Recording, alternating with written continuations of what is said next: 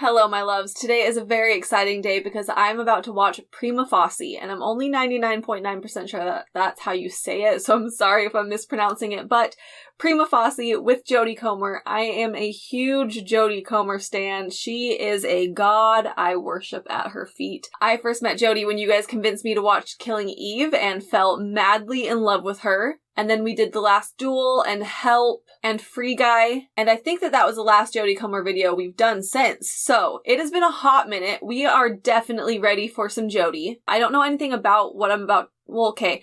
All I know is what you can tell from like the trailers and stuff. Like she's clearly a legal person in some way. And I know based on the trigger warnings that it has something to do with like sexual assault or like that kind of theme. For full-length reactions, you can head on over to my Patreon. The link is in the description box below. Over there, you'll get access to Patreon exclusives like Winona Earp, and you'll also be added to my private Discord community where we have text channels for a bunch of different TV shows and movies, and we do watch parties. It's a lot of fun. But without any further ado, let's get into it. Boop! Thoroughbreds. Every single one primed for the race, waiting at the starting gates then.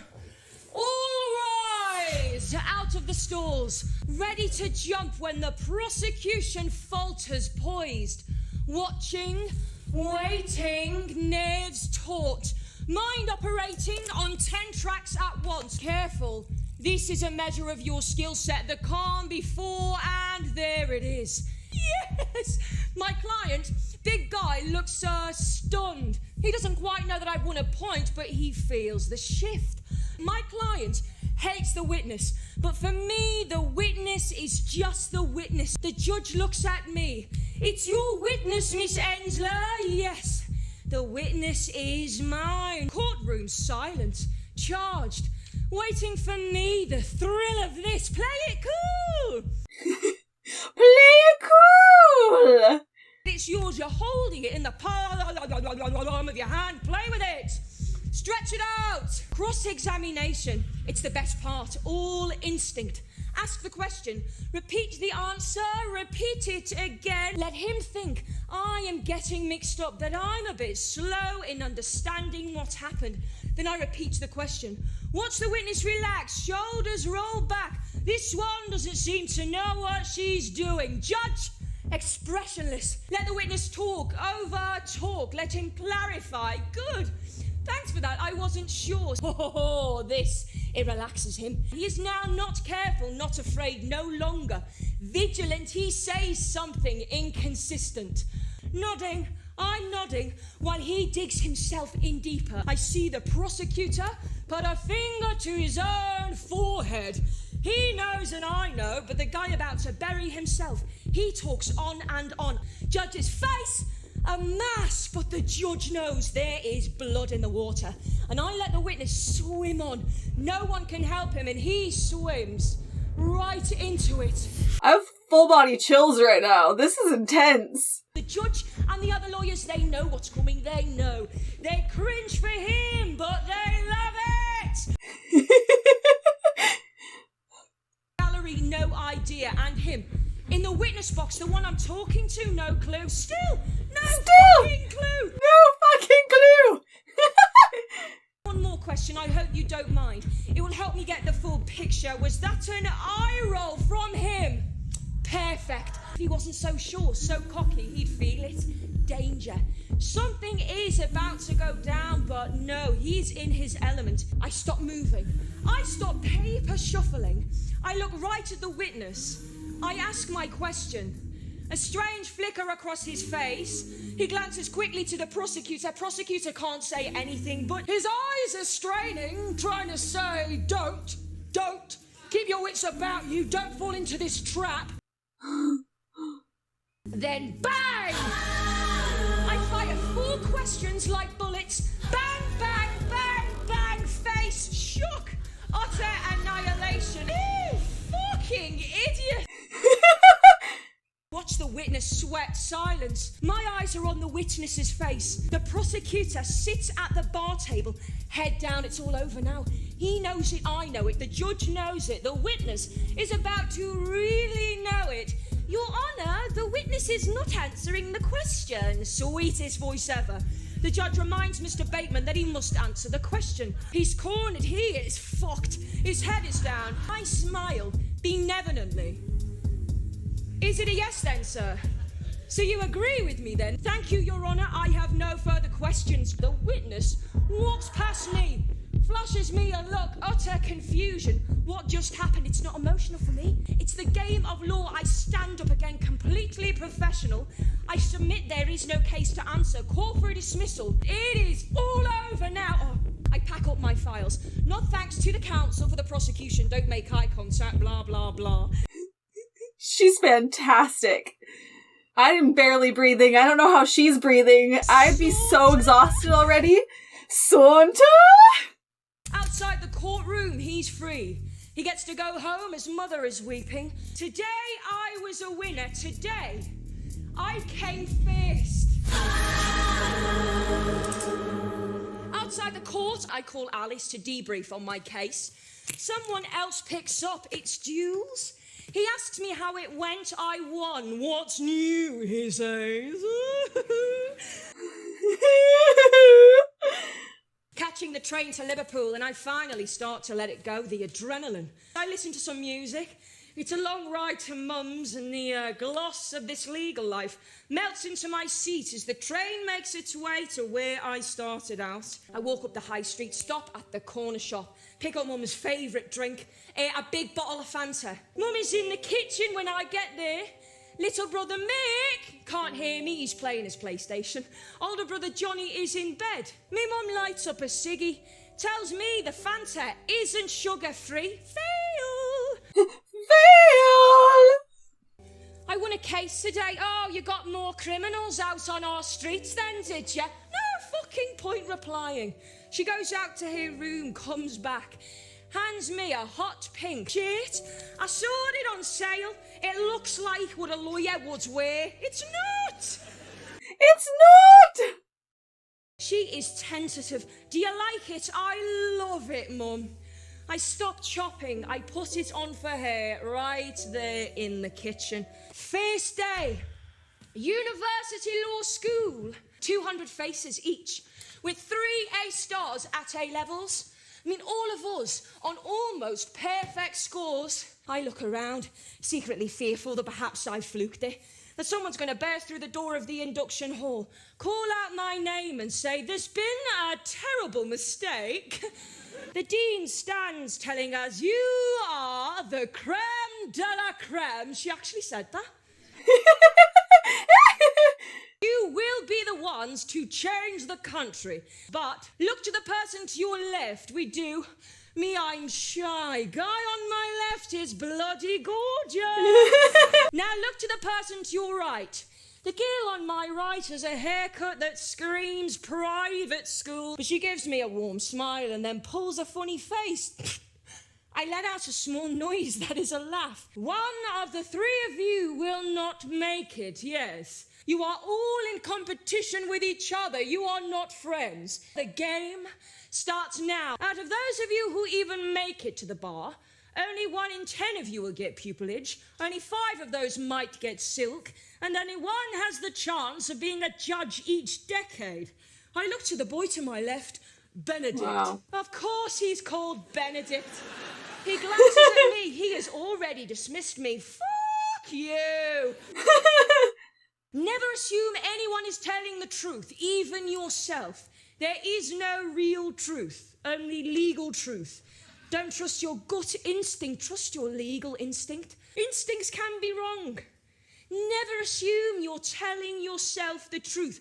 Don't trust what you think you know. This is not life. This is law. Once I'm in my room, I go through the evidence of a big case tomorrow. It's been a long week, this one. We head to the pub! There's a group there from law school. Alice, Julian, Adam. Oh, he never comes out. All of us there. Too many bottles of Prosecco and 4 tequila shots each. 1 a.m, still dancing. Julian's hand is on my waist. He's telling me he's just won a A massive drug appeal, bloody incredible! I'm dancing real sexy now. Let go of it all! Criminal defense barristers, yeah. We believe in the law, we believe in the system. We believe in innocent until proven guilty. No! It's not just a catchphrase. It is the bedrock of how you keep a society civilized. Defense is about human rights, yes! The right to innocence, unless there is reasonable doubt. Your liberty, your life, it's in our hands. I toss my hair. You want the best of the best, yeah? You want the smartest, you want the most agile minds. Those who do not prejudge you, who trust the system. That is us. It's our job to find holes in the case, keep the police honest, protect society. Shit! I peel Jules off me. I order an Uber, kiss Alice goodbye. By 8:30 a.m, I'm back in chambers! This would be an exhausting performance. I've got 2 sexual assaults next week. I'll get them off. One of them has PTSD from Afghanistan, so I'll milk that if he goes down. You're doing a lot of sexual assault at the moment. It's the cab rank rule. She nods. I don't choose them, they choose me. It's like at the airport. Cabbies can't pick and choose what ride they want. They get what they get. It's the cab rank rule. You don't think they're using you because you're a woman and it looks better. So what? Alice, she came second in her last 4 hearings, yeah? Not good. Not good! I haven't lost a case in months. I mean, it feels good. Adam and I, we go down to the local Pret for lunch. We're in the queue with the corporate lawyers. They are a different breed. They're all corporate contracts. Yawn. You know, they think barristers are arrogant. Yeah, well, I mean, maybe we are a bit. We laugh about the previous pupils we've had in chambers. I tell him about Sophie Young, new to criminal law. I'm supervising here in a client conference. The client says he wants to plead not guilty. And she says to him, no, I swear to you, she says, but tell me the truth. Did you do it? So I jump in, hold everything, Sophie, take her to one side. What the fuck are you doing? She's all, what? I'm telling her. He's pleading not guilty. You don't get to ask him if he did it. If he has a case, you run it, end of story. You don't play God. She said to me, no, I swear this is word for word.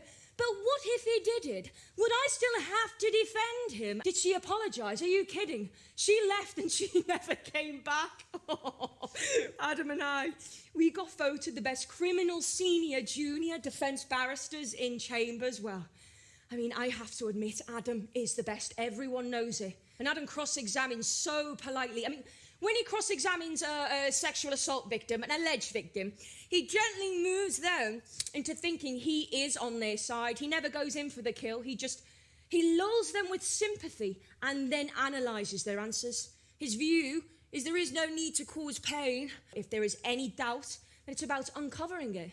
It's helpful for me to talk to Adam. I mean, it makes me a better lawyer. Stand outside it, don't take sides. And if the story has holes, then point them out, because it's not just your case. It's the law that is at stake, and the law, it is there to protect everyone. To protect those who accuse, protect those who are accused, protect the police that don't cut corners, so the police that do are exposed. We can't just prejudge someone. Due process, it's everything, but there is always that question. How do you act for someone who you know did it? But a lawyer's job is not that grand. No, the job is not to know. It's to not know. The only way the system works is because we all play our roles. My role is defence. The prosecutor prosecutes. We each tell a story, and the jury decide which story is the one they believe. They take the responsibility. A good lawyer just tells the best version of their client's story, nothing more, nothing else. Just a voice piece, never judge, never ever judge, never decide. The minute you do that, you are fucked. You are fucked. Julian and I, we burn the midnight oil night after night.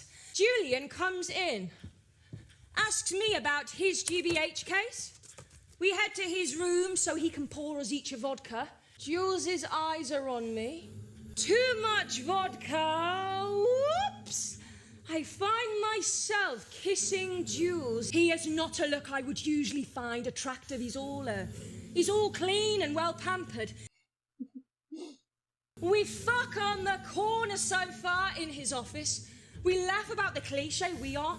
Barristers doing it in chambers. I tell him things I don't usually talk about, and he listens! About my family, my life, losing my dad. He's surprised. Says he always thought I was another private schoolgirl. I laugh. He's not sure how to take this.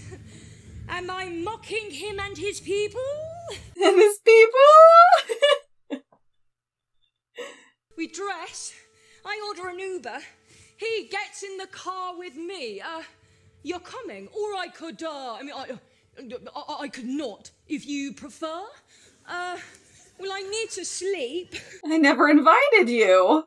Cross-examining police officers can be kind of fun. Oh, I know. Sounds bad, right? But some of them can be so friggin' self-righteous. If you try to play God in the system, you are damned. But the police, they forget. They think they are the system, so the trick is to get under their skin. If you aggravate them, they get defensive and they make mistakes. And you can discredit anything they have said before. Just last week, I suggest you are a man who is quick to anger. Constable? No. And it's not constable, it's sergeant. I suggest you are a man who is likely to make mistakes. Constable? No. And it's sergeant. But you have made some inconsistent statements here in court today, haven't you, Constable? Oh, I am sorry. Sergeant, I made a simple mistake. That's interesting. Because your partner has said the exact opposite here in court today, Constable. It's Sergeant! Oh, I am sorry. I didn't mean to make you angry, sir. But cross-examination in a sexual assault case, it is a completely different thing. In sexual assault cases, it's usually just one person's word against the other. Yes, the sex act happened, but was it consensual or not? The story, it has to make legal truth. I feel for the alleged victim, the complainant. I really do. I can tell they're scared of what I might ask them. I mean, some of the male barristers, they still use this tone, make them look like liars, doubt themselves. I am clear and concise, nothing more. A complainant doesn't realise it, but they are actually lucky it's me doing this. Testing the case without destroying them. I remember this one case. This woman, she looked at me square in the face and she said, I'm not getting anything out of this. I don't want to be here. I'm just doing this to protect other women from this man. Jenna, it shook me and I admired her. It is just I am trained to think differently. Jenna lost. She was so composed throughout all her evidence, but afterwards, I saw her fold into, what if he did it? I can't think like that. The prosecutor should have done a better job. My job is just to point out holes in the Crown story because, I mean, we all think we know the absolute truth of our lives, but how many times have we swore the dress we wore to a party was red and then seen a photo of a blue dress? People are fallible and they're weird. It has to be tested, especially if someone's freedom is at stake. Did he intend to cause harm? Her word against his, I test her word. Her version of the story in court, test it. And it's the jury who take the responsibility. I don't make the decision. I'm sorry, Jenna, but I need to ask you a few questions. You said you removed your clothing yourself, is that right? And we know that you had been drinking that night at a club. But would you agree with me that you had 3 glasses of gin and tonic, 2 vodka limes, and 2 or 3 glasses of wine? And then you invited my client back to your home where you both consumed more alcohol. You agree? You both drank vodka. So when you took off your clothing, you were not saying no, were you? And if in your mind you had perhaps reconsidered, you didn't manage to say this at any stage. But it wasn't until your sister asked about the evening a few nights later that you first indicated it might be sexual assault. Thank you so much.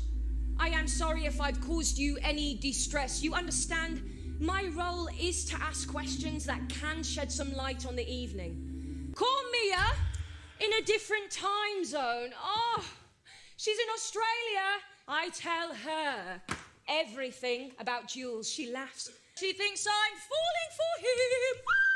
Maybe she's right. No, maybe. Well, I told Alice the next day. Well, she said she could see it heading that way. Told me to enjoy it. Said he's a great guy. That I look really happy. I never told Adam. I'm not sure why. Alice and I, we go shopping, have lunch. I buy a dress. I wear it that night. I run into a QC in the square outside. He says he was very impressed with the work I've been doing. It feels great. What a compliment. He asks if I'm interested in a tenancy that's become available in his chambers. I dare to nod. I am not sure I could ever justify the cost of the new chambers, but, I mean, if things with Julian go well, maybe moving eventually, it might be a good idea. You can't be a couple in the same chambers. Stop. Julian meets me at the Japanese place on the corner. We talk about work, life, books, everything. We pour sake for each other. We leave. Shall we get some gelato from the posh place up the road? We Uber it to mine. When we get to my place, he pours us some wine. We both grab a spoon, dig into the gelato box together, and we kiss in icy bliss. We drink. He's telling me he's been doing pro bono work in a legal centre. I love that. I swoon a bit. We kiss. I feel dizzy. I'm not sure if it's the kiss or the wine. I take off my dress. It's hot and sexy. We move to my room, head to the bed, seem to fall into having sex. We doze off. I'm not sure for how long. Later that night, kissing and touching, I close my eyes until I get this overwhelming desire to vomit. Oh no. I rush to the loo, just make it, vomiting my guts out. Oh. Am I naked? Squatting on the floor, and Julian is in my bed, hearing me vomit. Oh. I feel crap. I can't move. I feel Julian lift me, carrying me carefully back to the bed. I must smell dreadful. I fall partly asleep, and then Julian's face is kissing mine. I try to move. I can't kiss like this. I still feel ill. Dizzy, drunk. I feel sick still. And then somewhere from the corners of my mind, I hear him say, just lay there and let me make love to you. I feel his hands and legs pushing against me. He is on top of me, but his hand is over my face. Hang on. This is all too... No, I can't breathe. Stop. I need to brush my teeth, Julian. I try to push him with my hands, but he takes my hands and I can't move, and he's inside of me. It's rough and painful, and it hurts something horrible. I feel myself leave my body. This is not happening. No, not happening. I should find a way to want this, or scream, but I can't scream. His hand is over my mouth. I feel such panic. It goes on and on. I try to bite his hand. I writhe around and I try to kick him. I can't breathe properly. I feel a searing pain inside of me. I want to vomit again. His hand is gone. But I am not speaking. Julian snores. I cry silently. I struggle out of bed. I stagger to the loo, naked, and I vomit. And I vomit and I vomit and I brush my teeth. I scrub my body, skin red. I sit in the shower thinking the restaurant bill indicates there was a lot of sake drunk by the both of you. You said you removed your clothing yourself. Is that right? There are 2 empty red wine bottles at your house. No tissues. How did I forget tissues today? Had you slept with the defendant before? Did you invite him to your home? To your bed? I sit in the shower. What do I do now? Should I call someone?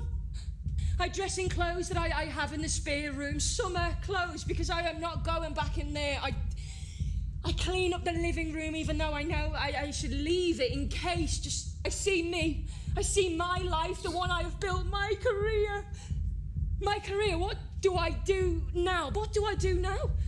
Let him take everything away from me, become a witness in my own courtroom with Julian, all his dad's contacts, running his defence by Adam, brilliant Adam, calling witnesses, Mia, Alice, Uber driver, waiter at the restaurant, people who saw us laughing.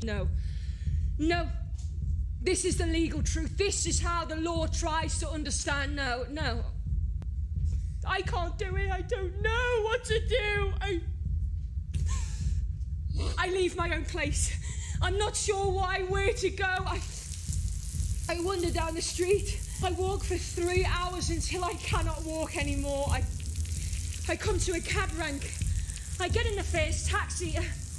I want to get to Euston Station, catch the train to my mum. Sorry, love. I'm only doing airport rides this morning. But guess what, mate? I mean, you don't get to choose. You're at a cab rank. You go where the ride goes. That is the rule. Not this time. That's not fair. The guy turns around. I see his face take me in. It changes. It is not fair. All I can think of is my mom.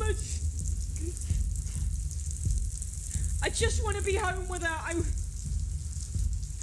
I want to wrap myself up against her on the old floral sofa. I want to feel the rough heat of her.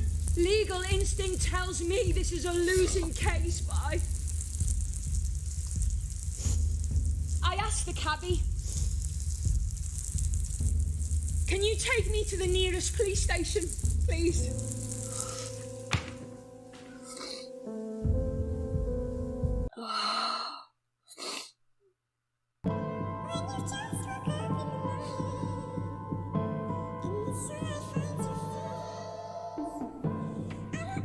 I wonder how they do the rain on the stage like that. Like, where does the water drain at?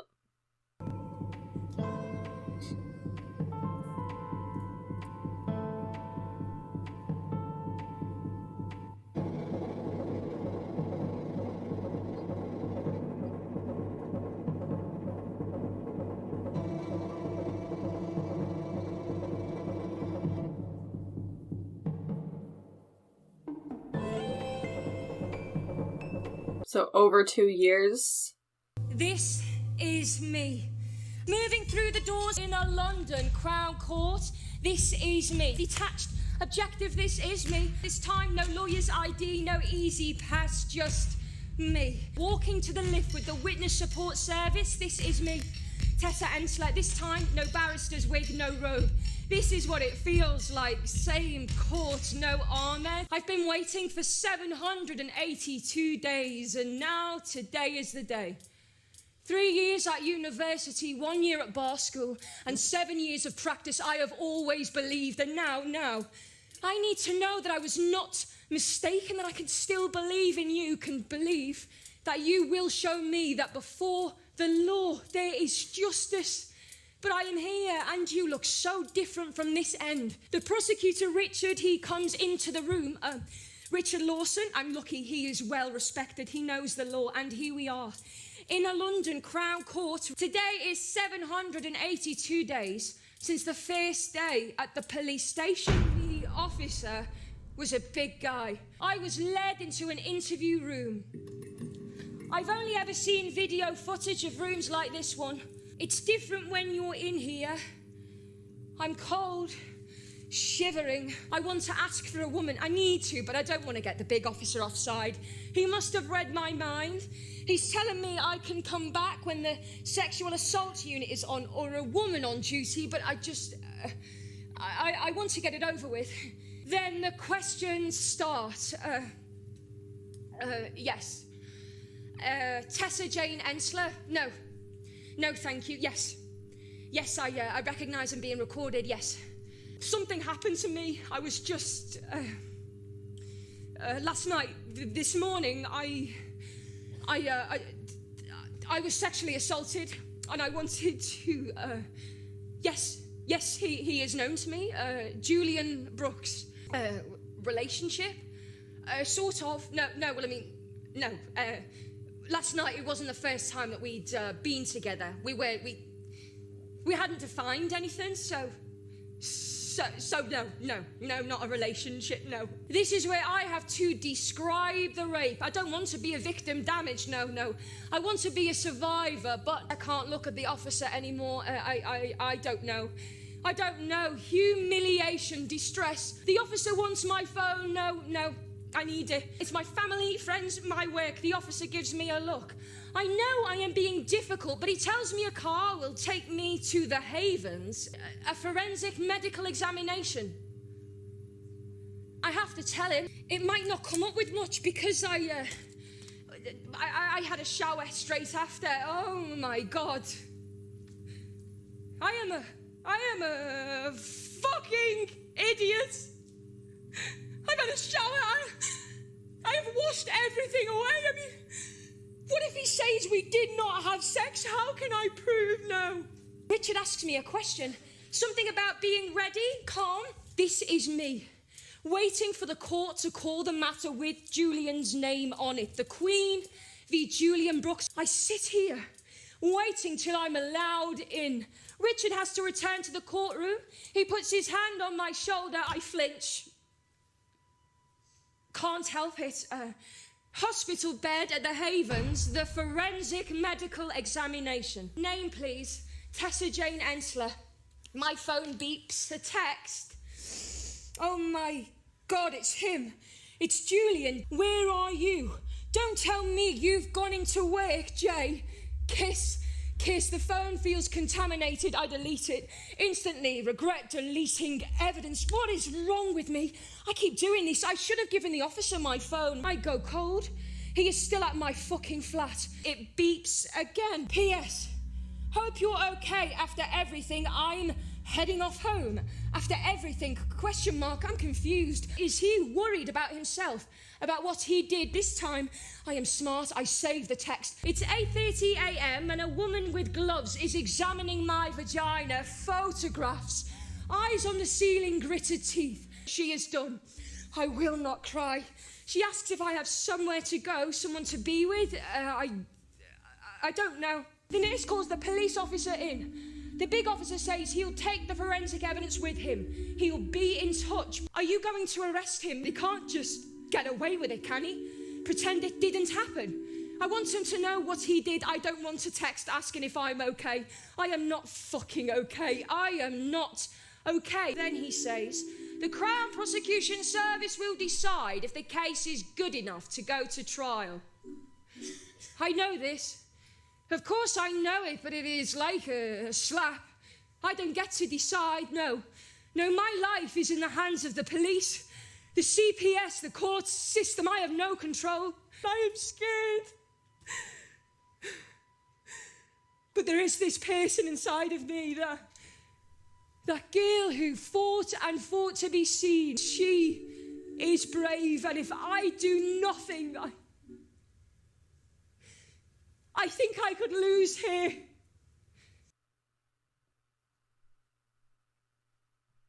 My mum arrives. Sensible pants, sensible shoes, clutching her straw bag.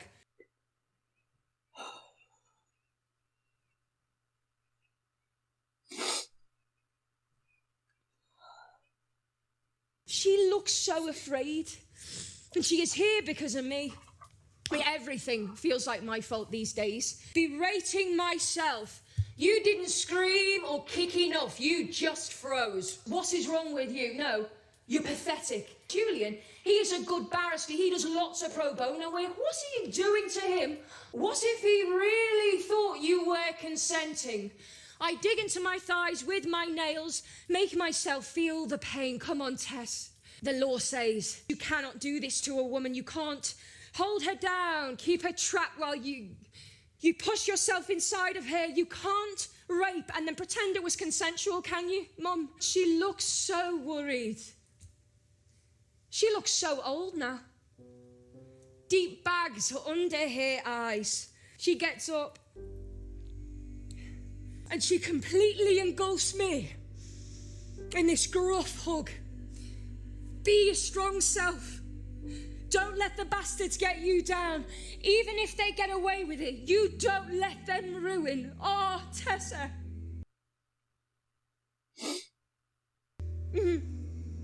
I won't cry. I won't. Today, Julian is pleading not guilty. He won't admit what he did, but I know he knows. He's not stupid. He's just convinced himself and all the people he asked to write letters of support for him, people I know, that I am a liar and I am doing this to destroy him. He has convinced himself that he is the victim, while me, I'm forced to relive it all in front of everyone. Why? He did this to me. I am the one on trial. Mum's face. I can't help thinking she knows what it is to be violated somehow. I will never ask.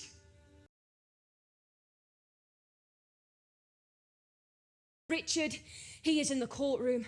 Once he gives the prosecution opening address, I will be called in as the first witness. Julian, in there, able to hear everything. I psych myself up for what's to come. A police officer enters. A young woman so tiny in her uniform, baton in her holster. They're calling for you now, Tessa. Can you take my mum with you? She nods. She takes my mum's arm, but before she leaves, she turns at the door, squeezes my upper arm like a friend. This is me. Walking into the courtroom to give my evidence. This is me. As I make my way in and up to the witness stand, words coming out of my mouth declare that the evidence I shall give shall be the truth, the whole truth, and nothing but the truth. Julian's dad with his mum and brother seated up front in the gallery. How they hate me. I turn. Look at Julian. Julian looks right back at me, shaking of his head, saying, "What have you done?" I look at the jury. They will be the ones, these strangers. I look at the judge. He's looking at a file on his laptop. All the barristers are men. I can feel my heart thumping, the blood actually rushing through me. And after 782 days, after being asked over and over again, are you sure you want to go through it this? After all the snide and embarrassed looks at work, the doubts people have expressed about me, the statements, the ongoing scouring of my own body, the nightmares, the vomiting, the digging into my own flesh, I am right here. And the system I dedicated my life to, it's called upon by me to find the truth, to provide justice. Twice I've seen Julian. The first time, the police, they hadn't arrested him yet. They called. They said it was imminent, but they wouldn't do it in his workplace. I tried to prep my brief on Sunday, tired, weepy. I could not concentrate, slept badly. And then Monday, I'm standing across the street from Chambers, knees weak, head spinning. I call Alice. I'm hyperventilating. I ask her to run my case that day. I tell her I have a virus. She puts me in a cab home. I am terrified. How will I ever go back to Chambers to work with Julian there? I call my mum. She's at work, but I tell her. And within a couple of hours, she is at my place. I tell her what's happened in as little detail as possible. She is very clear with me. You go back to work.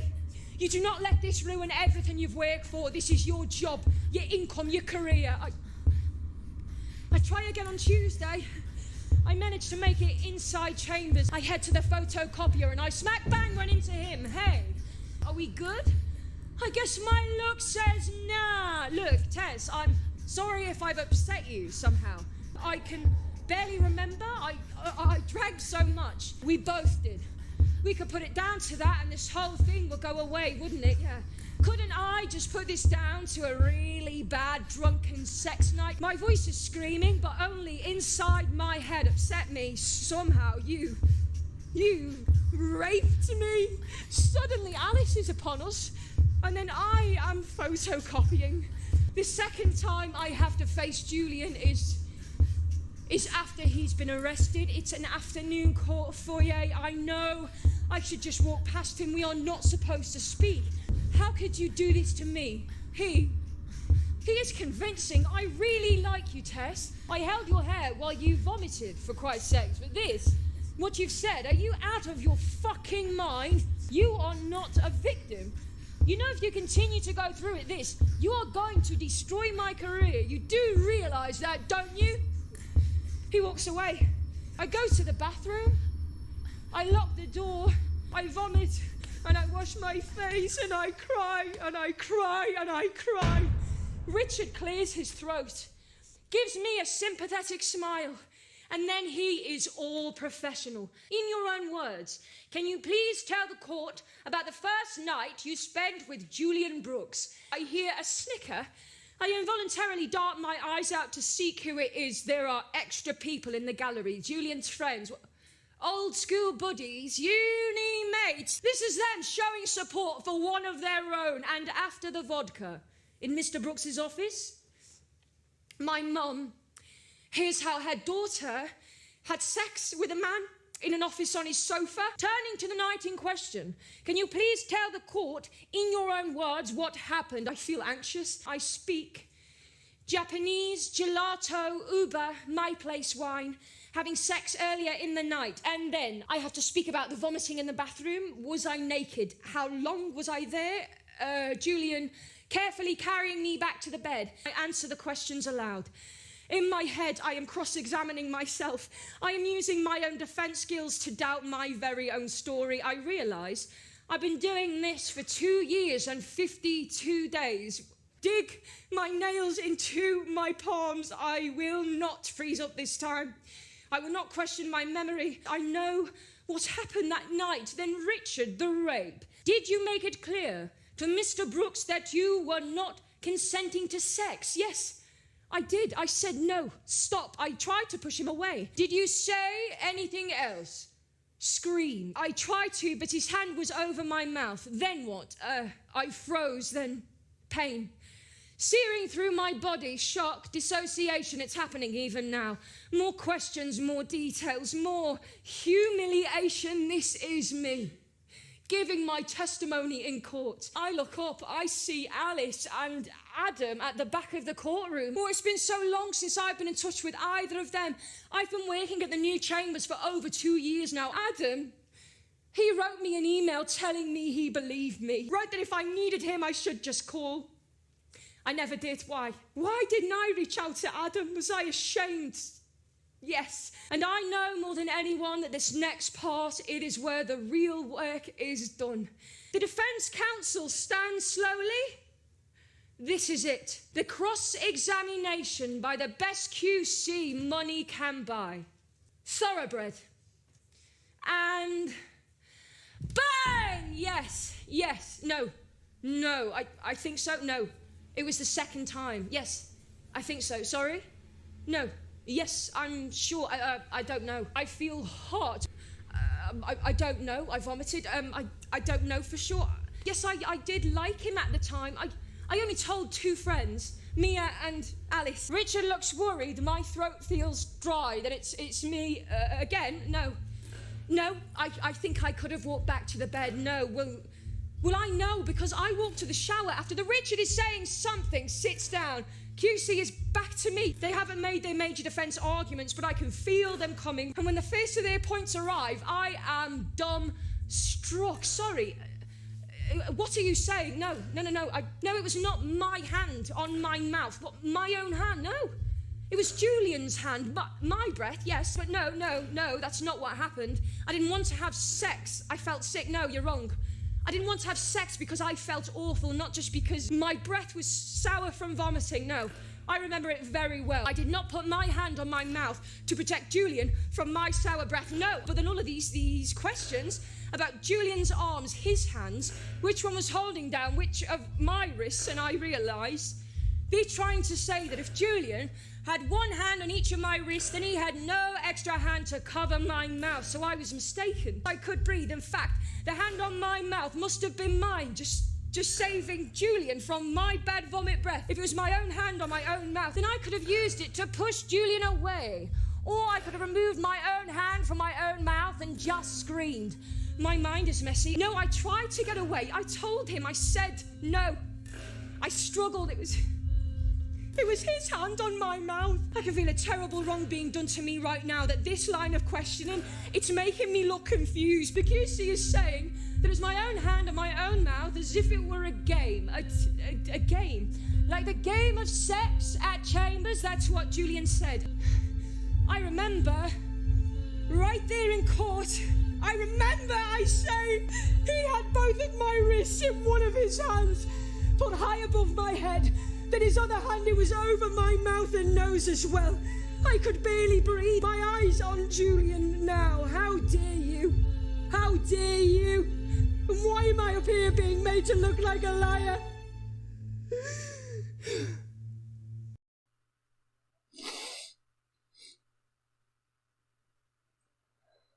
The QC apologises to me for making me uncomfortable. He's being nice to me now. Unlike every victim I have cross-examined before, I fall for it. I ache for niceness. I feel so broken, I want to go with him just to get it over with. The questions start again, face compassion. I understand it was a terribly difficult and confusing night for you. You were ill. Then flattery. The QC suggests that I'm a top barrister, a woman other people speak of in such high terms. This is going somewhere awful, I feel it. He brings up my new room, calls it a larger, more prestigious room. Says it was between Julian and myself who would get that room.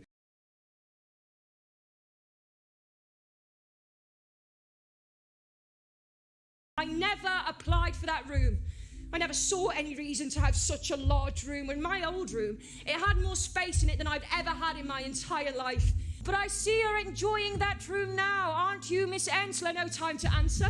The next question comes fast. He implies that I made up the story of rape as payback to Julian for telling his friends and colleagues about me having sex with him on his sofa. This is news to me. This is what Julian was telling people while I was talking to Mia about a potential relationship. I catch my breath. I can honestly tell you, sir, that I had no idea Julian had spoken to anyone about me like that. He doesn't about turn. Did I admit that my new room in my new chambers was a strategic move for me to increase my income? I interrupt. I moved chambers to get away from Julian. If you are implying that I planned the entire night to stage something like this, I have no words. The last 782 days of my life have been something I would never wish upon any human being. I have lost my dignity. I have lost my sense of self. I have lost my career path, friends, peace of mind, safety, sense of joy in my sexuality. But most of all, I have lost my faith in this. The law was the system I dedicated my life to. Julian's QC is calling out, asking for an intervention from the judge. The judge asks me to please just answer the question. I'm calm. I find the face of the young police officer. Her hand is over my mum's hand.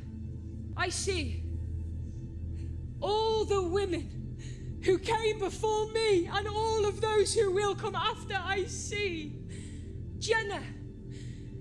I am not getting anything out of this. I am just doing this to protect other women. Your Honor, usually I stand at the bar, but now I am in this courtroom as a witness, a complainant, a victim.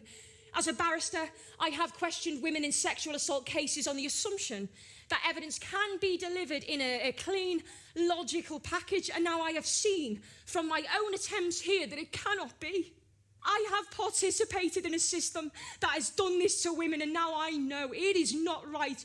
It is not reasonable, because now I know from my own life, both as a woman and a lawyer, that the lived experience of sexual assault, it is not remembered in a neat, consistent scientific parcel, and it's because of that the law often finds evidence unbelievable. But this is not a car accident or a home invasion. This is rape. It's a crime against the person, and now I know. When a woman has been violated, it is a corrosive wound. It is one that starts with terror and pain deep into the body. Then it overtakes the mind, the soul. I mean, the message is, if we do not deliver our evidence neatly, in a clear, linear story with consistency and recall, then we are lying. As a lawyer, I know.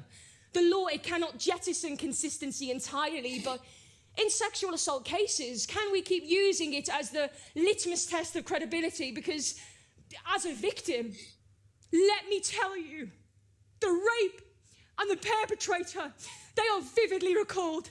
The peripheral details not so clearly. If a woman's experience of rape is not as the court likes it to be, then we conclude that she is prone to exaggeration. The law of sexual assault, it spins on the wrong axis. A woman's experience of sexual assault, it does not fit the male-defined system of truth. So it cannot be truth, and therefore there cannot be justice. The law has been shaped by generations and generations of men. Now I see from my own experience that we have got it all wrong when it comes to sexual assault. We don't interrogate the law's own assumptions. Instead, we persist on interrogating the victims. The law is an organic thing. It is defined by us. So there are no excuses anymore. It must change, because the truth is that 1 in 3 women are sexually assaulted, and their voices, they need to be heard. They need to be believed in order for justice to be done. I hear the judge. I have gone beyond what I am allowed to say, well beyond. 1 in 3 women.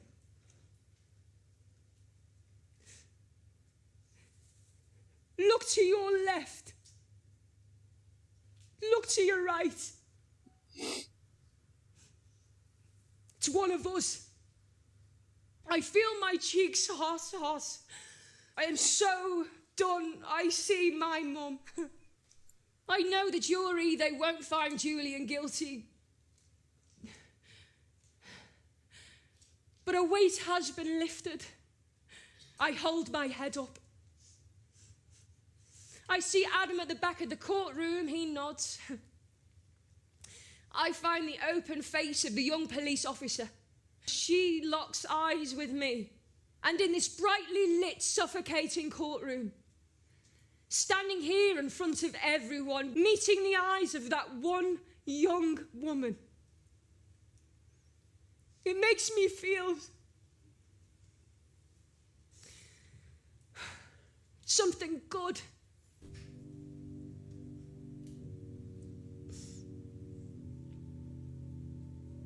You know, when the jury comes back quickly, that someone is not guilty. Julian is thrilled.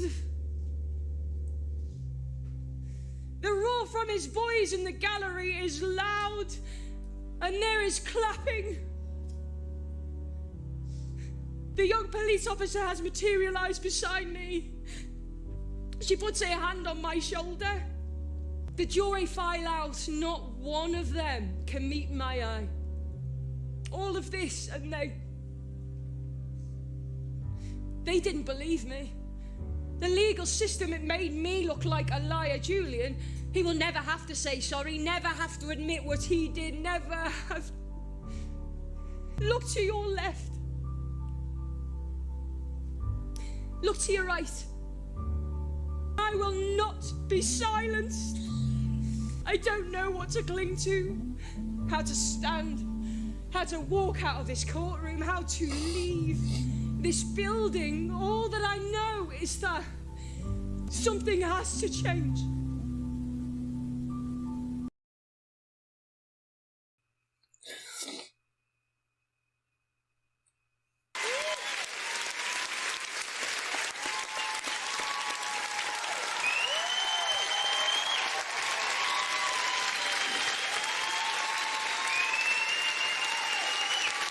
She's incredible. mean, holy fuck, she has got to be one of the best actors and performers of our lifetime. I don't think I've ever seen anything like that. Okay, guys, I gotta go grab a tissue, and then I will be back for a recap. Hold on.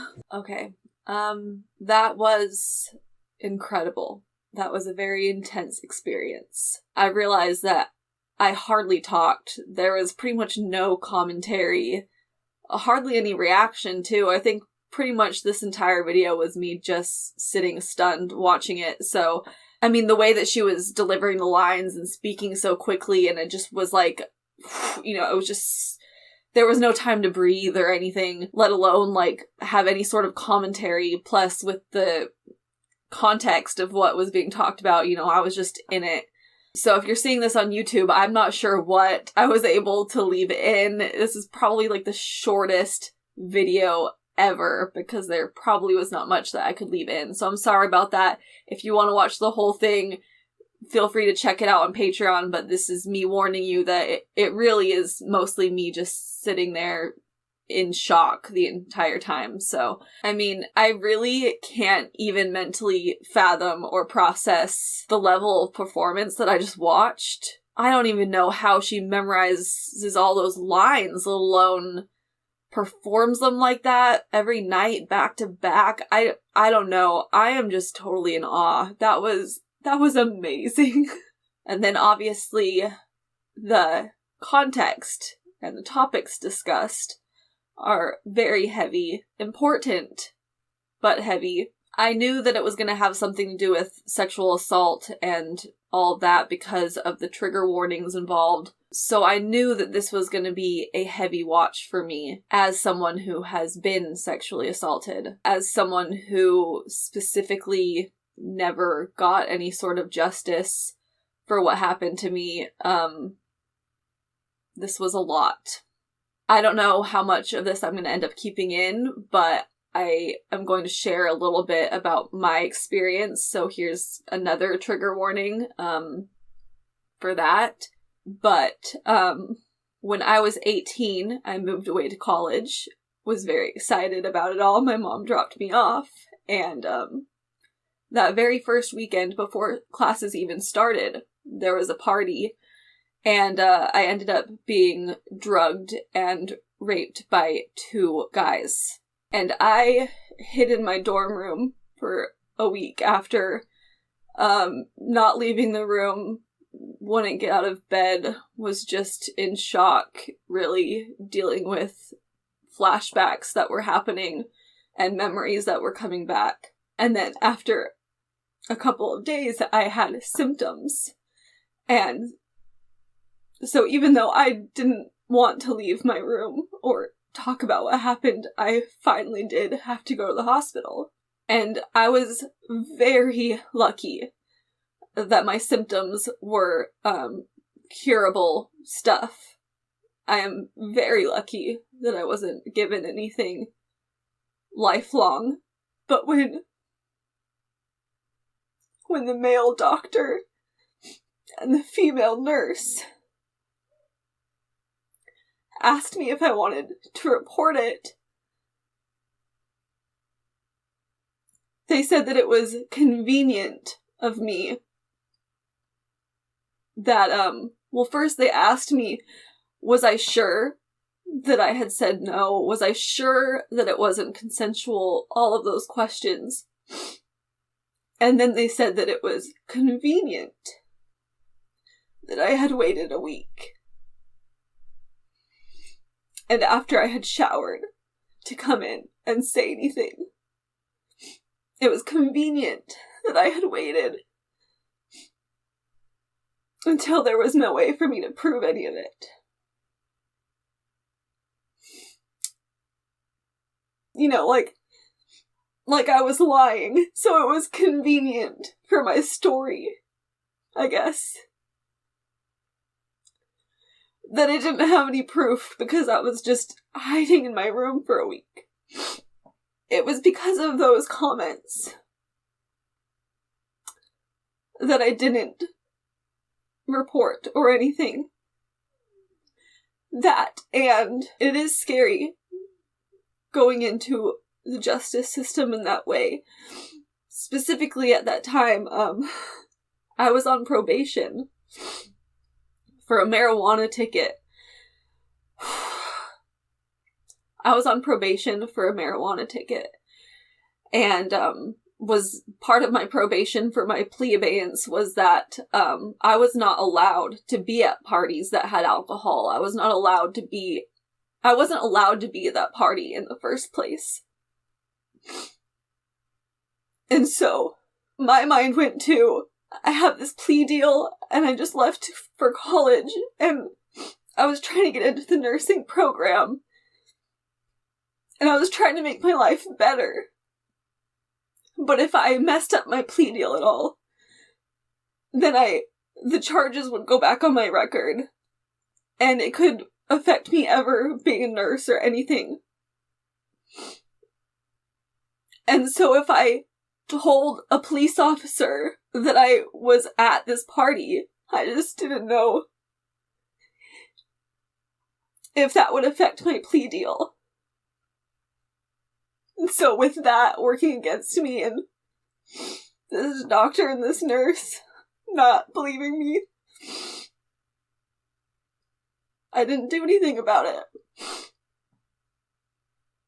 And I ended up dropping out of school. I ended up withdrawing from all my classes by the end of that semester because I was failing all of them.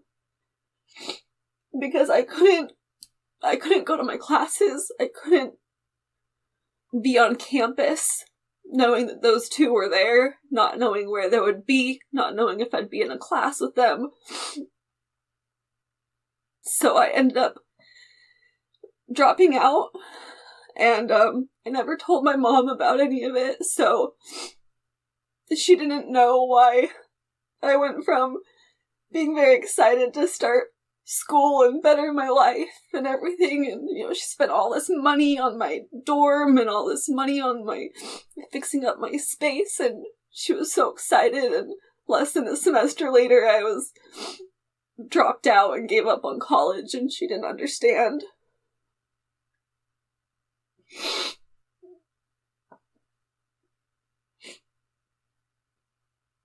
And on top of all of that, one thing I will have to live with for the rest of my life is that I didn't do anything to stop those two guys from doing that to anybody else or hurting anybody else. So anyways, all that to say, all of those lines that specifically touched on that, the girl saying that she wasn't getting anything out of it, she was doing it for other girls, other women, that really touched me. Definitely triggered that little bit of guilt. So I'm gonna have to be really gentle on myself for the rest of the day.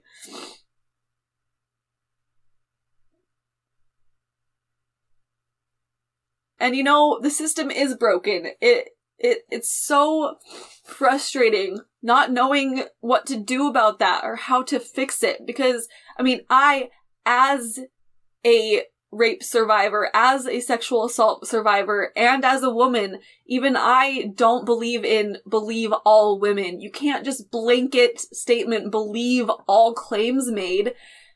I'm sorry, you can't. You can't have a legal system that is structured off of emotions. The legal system is the way it is because it's the best that we have so far, right? That's what we tell ourselves. It's the best that we have. And I don't know. I actually am feeling like in this kind of frustrated state of being right now because I get what is being said, but what's the answer? What's the answer? Because we can't just believe all claims. We can't just believe all women. I wish we could. But as a woman, I'm saying that we can't. We cannot just believe all women. So how do we find some sort of improved situation that's in between those two things? Is what we have right now really the best case scenario, the best tools that we have? That's terrifying, but does anybody have ideas for something else? Changes to make it better, to protect women in these situations more, other than just believing them flat out no matter what? I don't know, and I know nothing about law or any of this, so I guess I just am in this really awful middle ground where, yes, the system is broken. No, I don't believe we should believe all women and all claims no matter what. So then what? Then what? I don't know. I don't even know if I'm making sense. I don't know if I'm in the right state of mind to even be processing or discussing any of this with you guys right now. I mean, we're not going to solve this issue, you and I, right here in my reaction video, right? So I guess my points are, this performance had a lot to say, and that is easily one of the best performances I've ever seen in my life. This is not something that I see myself wanting to watch all the time, however, I do see myself giving it one rewatch at least. I don't think I can live my life with only seeing that performance once. I don't know, that was just amazing. I would love to know how long it took her to learn all those lines. Anyways, I have a headache from crying. I am sweating from being, like, emotional and stressed and triggered, and I need to go take care of myself a little bit, give myself a little bit of self-care and babying and softness. But me in those comments, let's chat. I would love to hear your guys' thoughts on this performance. We are all so lucky to be alive during the same time as JODIE Comer. Holy shit.